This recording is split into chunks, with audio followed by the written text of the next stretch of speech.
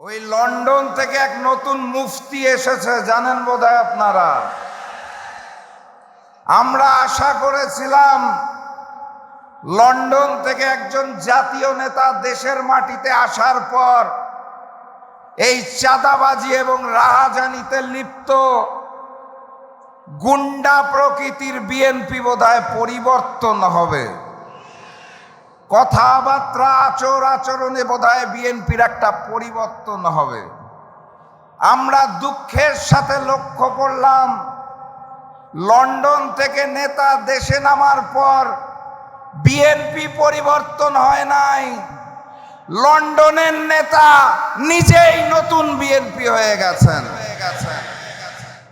সংগ্রামী সাথী এবং বন্ধুগণ, বিএনপি নামক দলটি যদি রাষ্ট্রীয় ক্ষমতায় আসে তাহলে যিনি প্রধানমন্ত্রী হবেন, জাতীয় নেতা, তার দলের নেতারা তাকে বলে জাতীয় ইমাম, তিনি মঞ্চে দাঁড়িয়ে বলেন গুপ্ত গুপ্ত। হ্যাঁ, ওনার মতো একজন জাতীয় নেতার মুখে আমরা এই ধরনের তৃতীয় শ্রেণীর রাজপথের বিএনপি কর্মীদের ভাষা আশা করি নাই। উনি যখন বাংলার মাটিতে রাজনীতি করব না এই মুচলেকা দিয়ে লন্ডনে পালিয়ে গিয়েছিলেন, আমরা ওনাকে গুপ্ত বলি নাই। উনি যখন লন্ডনের মাটিতে বসে ভিডিও কলে রাজনীতি করেছেন লুকিয়ে থেকে, ওনাকে আমরা গুপ্ত বলি নাই। উনি যখন দেশনেত্রী বেগম খালেদা জিয়াকে বালুর ট্রাক দিয়ে আটকে রাখা হয়েছিল, তাও দেশে না এসে বিদেশ থেকে আহ্বান জানিয়েছিলেন, ওনাকে আমরা গুপ্ত বলি নাই। দেশনেত্রী বেগম খালেদা জিয়াকে যখন গ্রেফতার করে তিলে তিলে জেলখানায় অত্যাচার করা হয়েছিল, উনি তাও দেশে আসেন নাই, লুকিয়েছিলেন লন্ডনে, ওনাকে আমরা গুপ্ত বলি নাই। ফ্যাসিস্ট শেখ হাসিনা অগাস্ট মাসের 5 তারিখ পালিয়ে গেলেন, তারপরে উনি দেশে আসতে পারলেন না। 16 মাস সময় লাগলো ওনার দেশের মাটিতে পা দিতে। উনি লন্ডনে বসে বললেন দেশে আসার সিদ্ধান্ত নাকি ওনার একার না, কার কার সিদ্ধান্তে উনি চলেন, কোথায় কোথায় মুচলেকা দিয়ে নিজ মাতৃভূমিতে নামতে হয় সেটা উনি পরিষ্কার করেন নাই, ওনাকে তো আমরা গুপ্ত বলি নাই। ডিসেম্বর মাসের 25 তারিখ বাংলাদেশের মাটিতে নেমেছেন শুধুমাত্র নির্বাচনে অংশগ্রহণ করার জন্য, দেশপ্রেমের জন্য নয়। ক্ষমতার মসনদকে ভালোবাসেন, যিনি দেশকে ভালোবাসেন না তিনি প্রমাণ করেছেন। শেখ হাসিনা পালিয়ে যাওয়ার পর এই নিরাপদ বাংলাদেশে আসতে ওনার 16 মাসের বেশি সময় লাগে, তাও ওনাকে আমরা গুপ্ত বলি নাই। ডিসেম্বর মাসের 25 তারিখ দেশে নেমে উনি বলেছেন আই হ্যাভ আ প্ল্যান। সেই প্ল্যান কি সেটাও খুলে বলতে পারছেন না, গোপন প্ল্যান, তাও আমরা তাকে গুপ্ত বলি নাই। উনি মঞ্চের মধ্যে দাঁড়িয়ে জামাত এবং শিবিরকে উদ্দেশ্য করে বলেন গুপ্ত। আমাদের উচিত ছিল ওনাকে গুপ্ত বলা, কিন্তু রাজনৈতিক শিষ্টাচারে আমরা একটা জাতীয় মঞ্চ থেকে গুপ্ত বলতে পারি না। এটা জনাব তারেক রহমানকে শিখতে হবে। এই বাংলাদেশ মজলুমের বাংলাদেশ, এই বাংলাদেশ আবু সাইদের বাংলাদেশ, এই বাংলাদেশ শহীদ ওসমান হাদির বাংলাদেশ, এই বাংলাদেশ আলেম ওলামাদের বাংলাদেশ, এই বাংলাদেশ আল্লামা দেলোয়ার হোসেন সাইদির বাংলাদেশ। এই বাংলাদেশ কোন চাঁদাবাজের নয়। এই বাংলাদেশকে আমরা নতুন করে কোন নতুন নব্য জালেমের হাতে তুলে দেব না, দেব না, দেব না। অতএব ফেব্রুয়ারি মাসের 12 তারিখ যুদ্ধটা চালিয়ে যেতে হবে। আজকের এই ময়দানে যেভাবে আমার ভাইয়েরা এবং বোনেরা একসাথে বসে আছেন, মুহাম্মদ সাল্লাল্লাহু আলাইহি সাল্লামের সময় পুরুষ এবং নারী একসাথে যুদ্ধ করত, সেই যুদ্ধ এই নতুন জামানায় চালিয়ে যেতে হবে। 12 তারিখ গণভোটে হাকে জয়যুক্ত করতে হবে। কুষ্টিয়ায় আসন কয়টা? প্রতীকটা কি? 4 আসনেই দাঁড়িপাল্লাকে জয়যুক্ত করতে হবে।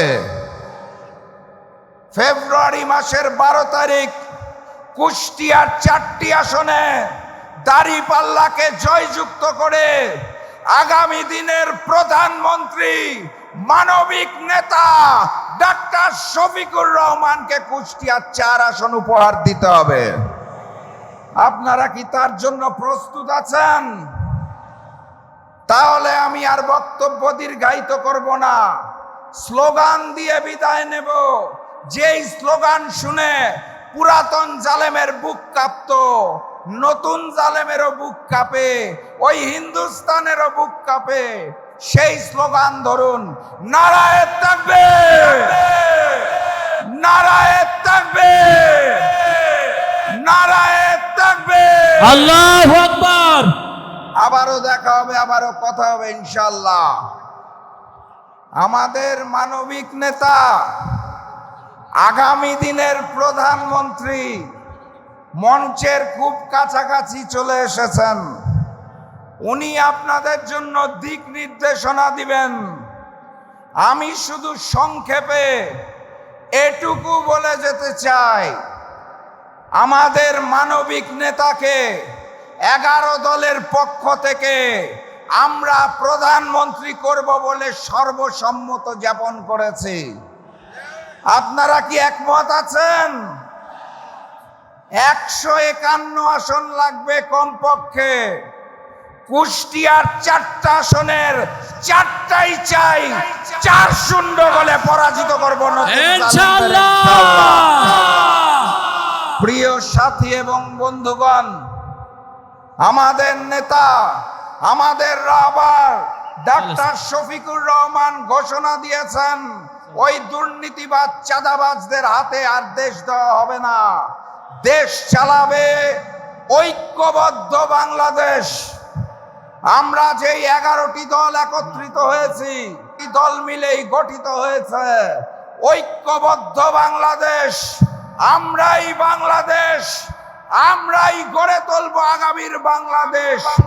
ন্যায়, ইনসাফ, কুরআন এবং অবহেলিত ন্যায্য পাওনাহীন মানুষের বাংলাদেশ গড়ে তোলা হবে। কুষ্টিয়াতে আপনাদের 4 জন প্রার্থীকে নির্ধারণ করা হয়েছে। তাদের তো চিনেন আপনারা নাকি? ফ্যাসিস্ট হাসিনা যাওয়ার আগে পরে কখনো চাঁদাবাজি করেছেন? কখনো দুর্নীতি করেছেন? আপনারা বিশ্বাস করেন এই 4 জন ইনসাফের প্রতীক দাঁড়িপাল্লা নিয়ে বিজয়ী হয়ে আসতে পারলে আপনাদের পাশে থাকবে? তাহলে সেই 4 জনকে জয়যুক্ত করার জন্য আমার মা বোনেরা এবং আমার ভাইয়েরা 12 তারিখ যুদ্ধের প্রস্তুতি আছে তো নাকি? গণভোটে কাকে ভোট দিবেন? গণভোটে, গণভোটে, গণভোটে কুষ্টিয়ার মার্কাটা কি? কুষ্টিয়া 1, কুষ্টিয়া 2, কুষ্টিয়া 3, কুষ্টিয়া 4। ঐক্যবদ্ধ বাংলাদেশ। সবাই মিলে ইনশাআল্লাহ শফিকুর রহমানের, আমাদের মজলুমের জনতা, সংগ্রামী সাথী এবং বন্ধুগণ, নয়া জালেম বিএনপি আপনাদের ঘরে ঘরে এসে এক কার্ডের গল্প বলে, শুনেছেন নাকি? ঐক্যবদ্ধ বাংলাদেশের কাছে কোনো কার্ড নাই। আপনাদের কি মন খারাপ? কারণ নতুন জালেম নতুন কায়দায় চাঁদাবাজির পরিকল্পনা করেছে, তার নাম হচ্ছে কার্ড। ফ্যাসিস্ট শেখ হাসিনা বলেছিল 10 টাকা কেজিতে চাল দিব, 5 টাকায় ডাল দিব, ঘরে ঘরে চাকরি দিব। মনে আছে আপনাদের? 10 টাকা কেজিতে চাল পেয়েছিলেন, 5 টাকার ডাল, ঘরে ঘরে চাকরি। লন্ডন থেকে এসেছে তো 10 টাকার চালের জায়গায় আধুনিক কার্ডের ব্যবস্থা করেছে। কার্ডের যে মূলা ঝুলানো হয়েছে, কার্ড না হয় দিবেন, সেই কার্ডের জন্য প্রতি ঘর থেকে আবার কত টাকা চাঁদা তুলবেন সেটা তো বলেন নাই। এই সব আধুনিক কার্ডের মূলা ঝুলাবেন না, বাস্তবসম্মত কথা বলুন। যদি মনে করেন আগামীর বাংলাদেশ গড়ে তোলার জন্য কাঁধে কাঁধ মিলিয়ে আমরা একসাথে কাজ করতে রাজি আছি, তাহলে আমি বিএনপিকেও আমন্ত্রণ জানাবো। ডাক্তার শফিকুর রহমান প্রধানমন্ত্রী হওয়ার পরে আপনারা আসুন, ডাক্তার শফিকুর রহমানকে প্রধানমন্ত্রী মেনে নিয়ে আমরা একসাথে দেশ গড়ে তুলি। আর যদি মনে করেন ওই যে আই হ্যাভ আ প্ল্যান গুপ্তর মতো দেশে আসবেন আর লন্ডনে দৌড়াবেন, আপনাদের নেতাকর্মীরা চাঁদাবাজি রাহাজানি চালিয়ে যাবে, মামলাবাজি চালিয়ে যাবে, ভূমি দখল চলিয়ে যাবে, তাহলে মনে রেখেন বাংলার তৌহিদি জনতা রক্ত দিতে শিখেছে। আমরা শহীদি তামান্না নিয়ে জন্ম নিয়েছি, প্রয়োজনে সবাই শহীদ হব। এই নতুন বাংলাদেশকে আর জালিমের হাতে দিব না। বিএনপির মঞ্চ থেকে গণভোটে হায়ের পক্ষে কোনো দাবি শুনেছেন? বলে না কেন? কি বলে? 31 দফা আছে তাদের, কি কি জানি, সংস্কারের জনক, সংস্কার চায়। একটা বার আমি বিএনপির মঞ্চ থেকে বিএনপির বড় কোন নেতার মুখে গণভোটে হার পক্ষে বক্তব্য শুনি নাই। প্রেস কনফারেন্সে সাংবাদিকদের প্রশ্নের মুখে, চাপের মুখে কোন নেতা বলে নায়ের পক্ষে যাওয়ার সুযোগ নাই আমাদের, তাও মুখ দিয়ে হা বার হয় না, বলে নায়ের পক্ষে যাওয়ার নাকি সুযোগ নাই। সংস্কারে এত ভয় কিসের? 10 বছরের বেশি কেউ প্রধানমন্ত্রী থাকতে পারবে না, এটা শুনে কষ্ট হয়। যদি ঘুরে ঘুরে বিএনপি থেকেই অন্য নেতা প্রধানমন্ত্রী আসে, তাহলে সমস্যাটা কোথায়? এক পরিবারেই কুক্ষিগত করে রাখতে হবে। শেখ পরিবারও চেষ্টা করেছিল বাপ দাদার পৈতৃক সম্পত্তি বানানোর জন্য দেশটাকে। আমরা সেদিনও জুলাই গণঅভ্যুত্থানে মাঠে ময়দানে নেমে বারবার বলেছিলাম, এই বাংলাদেশ কারো বাপ দাদার সম্পত্তি নয়, এই বাংলাদেশ জনগণের। জনগণ যাকে চাবে তাকেই দেশের সেবার দায়িত্ব দিতে হবে। ওনারা শাসক হতে চায়। কুষ্টিয়ায় যে 4 জন এমপি পদপ্রার্থী, আমি সেই 4 জনের পক্ষ থেকে ওয়াদা করছি, জামাতের 4 প্রার্থী শাসক হতে চায় না, তারা সেবক হতে চায়। আপনারা সেবক হিসেবে আমাদের 11 দলের মনোনীত প্রার্থী বাংলাদেশ জামাত ইসলামের 4 জনকে দাঁড়িপাল্লা প্রতীকে ভোট দিয়ে 12 তারিখ জয়যুক্ত করবেন। শরীফ ওসমান বিন হাদির রক্তের কসম, জুলাই গণঅভ্যুত্থানের শহীদদের রক্তের কসম, পিলখানায় 54 জন চৌকস অফিসার যে শহীদ হয়েছিল তাদের রক্তের কসম, শাপলায় যারা শহীদ হয়েছিলেন তাদের রক্তের কসম, নরেন্দ্র মোদী বিরোধী আন্দোলনে যারা শহীদ হয়েছিলেন তাদের রক্তের কসম।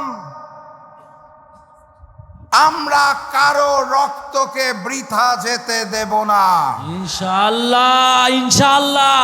এই নতুন বাংলাদেশে ভারতীয় আধিপত্যবাদ এবং আগ্রাসন চলবে না।